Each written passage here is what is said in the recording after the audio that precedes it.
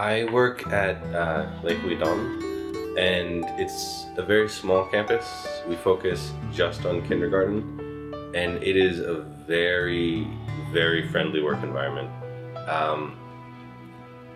Every other job I've had, it's been kind of a large work environment. it's just a handful of teachers, about 80 students. It's very small.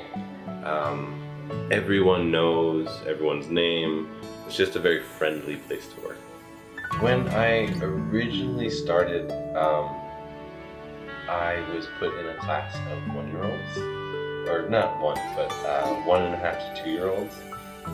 The level of English they have is obviously very little, so it took some time to learn how to speak at a low enough level of English to get them to kind of understand.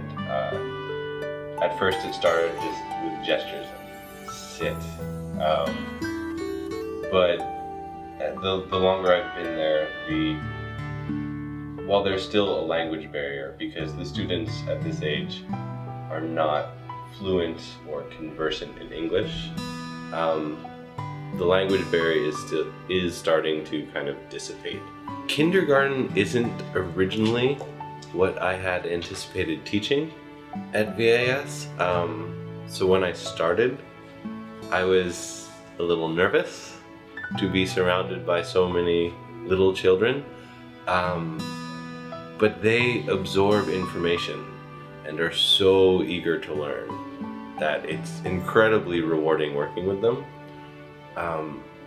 And a few weeks ago, I was teaching a math lesson, and one of my younger girls, she